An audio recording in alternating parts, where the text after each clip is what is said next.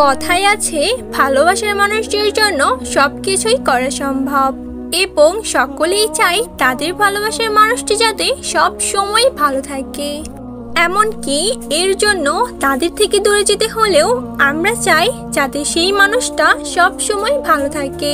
এমনই একজন যে কিনা তার মৃত ভালোবাসার মানুষটিকে বাঁচানোর জন্য টাইম ট্রাভেল করে অতীতে ফিরে যায়, আর তাকে বাঁচানোর জন্য সে তার নিজের জীবন দিয়ে দেয়।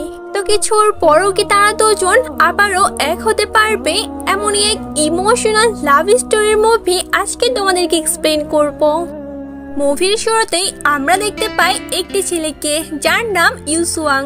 সে একা একা বসে খেলা করছিল, আর তার মা অনেক বছর আগেই মারা গিয়েছে এবং তার বাবা তার দেখাশোনা করার বদলে প্রায় রাতে ড্রিঙ্ক করে এসে তাকে মারধর করত। ইউসুয়াং যখন একা একা বসে খেলা করছিল তখন তার কাছে কিউট একটা মেয়ে আসে যার নাম সুয়াং। সে তার কাছে এসে বলে, তুমি কি করছো? তখন ইউসুয়াং বলে, আজকে আমার জন্মদিন, তাই আমি মাটি দিয়ে কেক বানাচ্ছি। তখন সুয়াং বলে, তাহলে চলো তোমার বার্থডে সেলিব্রেট করি। তারা একসঙ্গে খেলা করতে থাকে এবং যখন কেক কাটার সময় হয় তখন সুয়াং বলে, আরে এখানে তো কোনো মোমবাতি নেই, তুমি মোমবাতি ছাড়া উইশ করবে কিভাবে? তখন সুয়াং এর মনে পড়ে তার মা তার জন্য নিজের হাতে কিছু মোমবাতি বানিয়ে রেখেছিল যেগুলো এখনো তার ঘরে রয়েছে। সে ইউসুয়াংকে ওয়েট করতে বলে দৌড়ে বাড়িতে যায় এবং মোমবাতি আনার জন্য সে তার বাবার থেকে লুকিয়ে তার ঘরে যায়। কিন্তু যখন সে মোমবাতি বের করতে যায় তখনই তার বাবা জেগে ওঠে। তখন সে তাড়াতাড়ি করতে গিয়ে তার হাত থেকে মোমবাতিগুলো মাটিতে পড়ে যায় এবং সে ভুল করে সেখানে একটি মোমবাতি রেখে চলে আসে। এরপর তারা মোমবাতি জ্বালিয়ে দুজনে মিলে কেক কাটে এবং ইউসুয়াং উইশ করতে থাকে স্নোফল যেন তাড়াতাড়ি শুরু হয়। তখনই আমরা দেখতে পাই তার মোমবাতিটির আগুনের রং বদলাতে থাকে।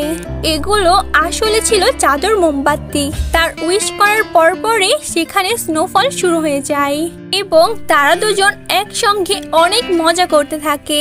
কিন্তু তাদের এই খুশির সময় বেশিক্ষণ থাকে না। সুয়াংরা এই শহর ছেড়ে চলে যায়। সে তার বেস্ট ফ্রেন্ডকে হারিয়ে তার অনেক মন খারাপ হয়, কিন্তু তার এটা বিশ্বাস ছিল তাদের আবারও দেখা হবে। এরপর কেটে যায় অনেকগুলো বছর এবং সিন পরিবর্তন হয়ে 2018 সালের দৃশ্য দেখানো হয়। আমাদের দেখানো হয় সুয়াং বর্তমানে বেকারির কাজ করে। তার বানানো কেক সকলেই পছন্দ করত, কিন্তু একদিন কাজ করার সময় এক দুষ্ট বাচ্চা তার কেক নষ্ট করে ফেলে, আর ওই কেকটি তাদের একটি পার্টিতে ডেলিভারি করতে হতো। পার্টি শুরু হতে আর বেশিক্ষণ নেই, তাই সে অনেক টেনশনে পড়ে যায়। পার্টি শুরু হওয়ার আগেই যে কোনোভাবে তাদের কেকটি রিপেয়ার করে ডেলিভারি করতে হবে, কিন্তু একা একা কাজ করে সময়ের আগে শেষ করা সম্ভব ছিল না। তখনই সেখান দিয়ে ইউসুয়াং যাচ্ছিল। সুয়ং তাকে সেখানকার কর্মচারী মনে করে তাকে ধরে অ্যাসিস্ট্যান্ট বানিয়ে নেয় এবং তারা দুজন মিলে কেকটিকে ঠিক করতে থাকে। এদিকে ইউসুয়াং এর কাছে তাকে পরিচিত মনে হয় এবং ভালো করে খেয়াল করে দেখার পর তার ছোটবেলার কথা মনে পড়ে যায় এবং সে বুঝে যায় এটা সুয়াং, যাকে সে এতদিন ধরে খুঁজছে। এবং একইভাবে সুয়াংও বুঝে যায় এটা তার ছোটবেলার বন্ধু ইউসুয়াং। এবং শেষ পর্যন্ত আবারও দুজন এক হয়ে যায় এবং ধীরে ধীরে তাদের বন্ধুত্ব ভালোবাসায় পরিণত হয়। দুজনেই একে অপরকে অনেক বেশি পছন্দ করত। তারা দুজনেই একসঙ্গে থাকতে শুরু করে। সুয়াং এর স্বপ্ন ছিল সে তার নিজের বেকারি খুলবে এবং ইউসুয়াং তাকে অলওয়েজ সাপোর্ট করত।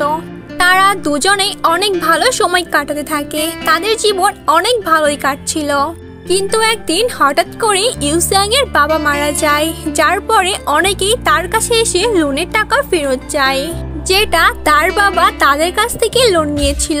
এটা নিয়ে ইউসুয়াং অনেক বেশি চিন্তিত হয়ে পড়ে, কেননা টাকার অ্যামাউন্টটা অনেক বড় ছিল। তবে এসব কথা সে সুয়াংকে বলে না। সে মনে করে সময়ের সাথে সাথে সবকিছু ঠিক হয়ে যাবে এবং একইভাবে টাইম কাটতে থাকে এবং আমাদের 2022 সালের দৃশ্য দেখানো হয়। ইউসুয়াং এবং সুয়ান এখনো রিলেশনে রয়েছে, কিন্তু একদিন সুয়াং জানতে পারে ইউসুয়াং তার কোম্পানি থেকে 6 মাসের স্যালারি অ্যাডভান্স নিয়েছে এতে সুয়াং একটু চিন্তিত হয়ে পড়ে এবং সে ইউসিয়াংকে জিজ্ঞাসা করে, তুমি এত টাকা কি করবে? যদি কোনো প্রবলেম থাকে আমাকে বলো, আমরা দুজনে মিলে সমস্যার সমাধান করব। কিন্তু ইউসিয়াং বলে, আমি এই সমস্যা নিজেই সমাধান করতে পারবো, তোমার চিন্তা করতে হবে না, চলো আমরা বাড়ি ফিরে যাই। এতে সুয়াং একটু রেগে গিয়ে বলে, তুমি আর আগের মতো নেই, তুমি অনেক বদলে গেছো। এতে ইউসিয়াংও রেগে যায়, বলে, তুমিও তো তোমার মাকে বলনি যে তুমি বেকারির কাজ করো। এমনই সব সময় সবকিছু বলা যায় না।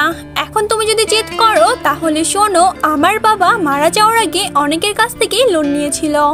এখন তারা আমাকে ওই টাকা শোধ করার জন্য হুমকি দিচ্ছে, তাই আমি এটা করেছি। এতে সুয়াং বলে, তুমি এই কথা আমাকে আগে কেন বলনি? আমি কি তোমার কেউই না? তখন ইউসিয়াং বলে, আমি তোমাকে একটা বেটার লাইফ দিতে পারিনি, আমি আসলে একটা লুজার।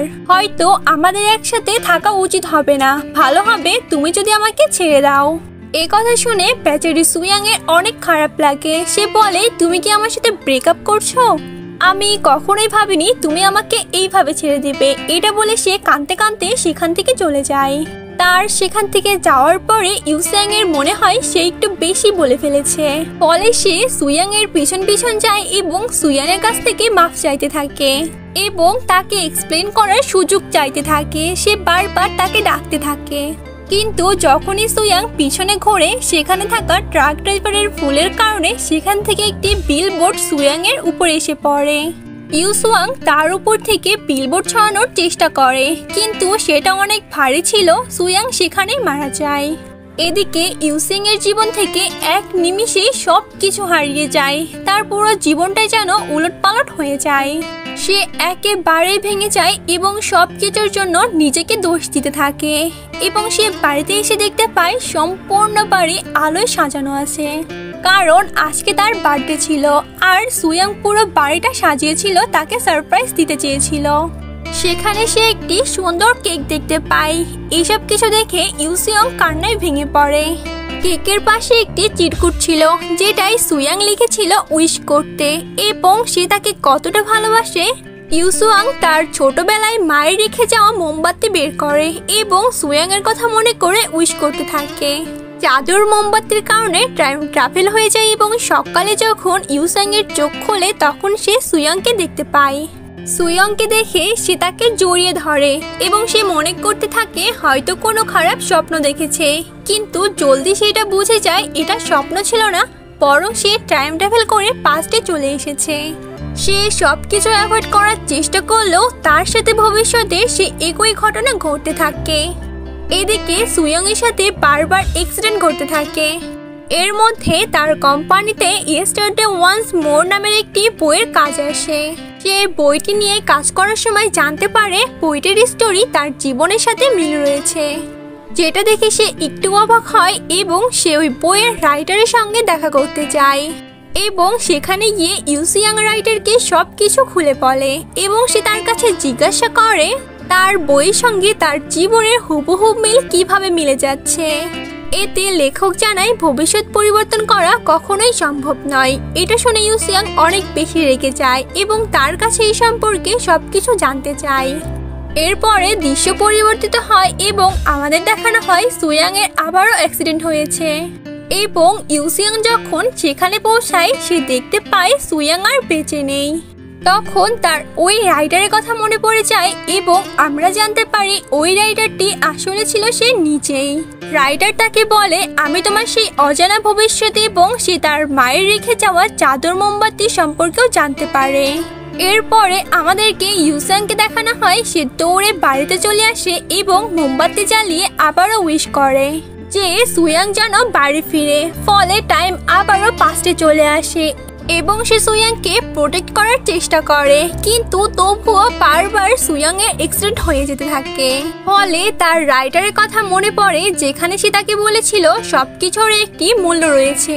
ফলে সে সুয়াংকে বাঁচানোর জন্য নিজেকে স্যাক্রিফাইস করে। তাদের সেই অ্যাক্সিডেন্টে সে মারা যায় কিন্তু এবার সুইয়ং বেঁচে যায়। হসপিটালে ইউসেং এর বন্ধু তার সাথে দেখা করতে আসে এবং তাকে ইউসেং এর টাইম ট্রাভেল সম্পর্কে জানায়। সে প্রথমে এগুলো বিশ্বাস না করলেও তার ইউসেং এর কথা মনে পড়ে যায়। ইউসেং তাকে একবার তার স্বপ্নের কথা জানিয়েছিল। সে তার মায়ের বানানো ম্যাজিক্যাল ক্যান্ডেলের সাহায্যে একজনকে বাঁচানোর চেষ্টা করছে, কিন্তু সে বারবারই ব্যর্থ হচ্ছে।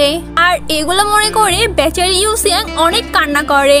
হঠাৎ করেই তার ইউসেং এর কথা মনে পড়ে যায় যে ছোটবেলায় একটি ক্যান্ডেল হারিয়ে ফেলেছিল, যেটা তার ওই পুরনো বাড়িতে রয়েছে। ফলে সুইয়াং সঙ্গে সঙ্গে ইউসেং এর পুরনো বাড়িতে চলে যায় এবং সেখানে গিয়ে সে ওই মোমবাতিটি খুঁজতে থাকে এবং সে সেটা পেয়েও যায় এবং সে মোমবাতি জ্বালিয়ে কান্না করতে করতে বলতে থাকে, যদি আমাদের কখনো দেখাই না হতো তাহলে তুমি হয়তো বেঁচে থাকতে। আমি শুধু এটাই চাই যে তুমি এই পৃথিবীতে ফিরে আসো এবং সারা জীবন সুখে থাকো। তার এই উইশ করাতে টাইম আবারও পাস্টে চলে আসে, সবকিছু আগের মতন হয়ে যায়। কিন্তু সুইয়াং ইউসুংকে কোনোভাবেই ভুলতে পারে না। সে তাকে সব জায়গায় খুঁজতে থাকে কিন্তু কোথাও তাকে খুঁজে পায় না।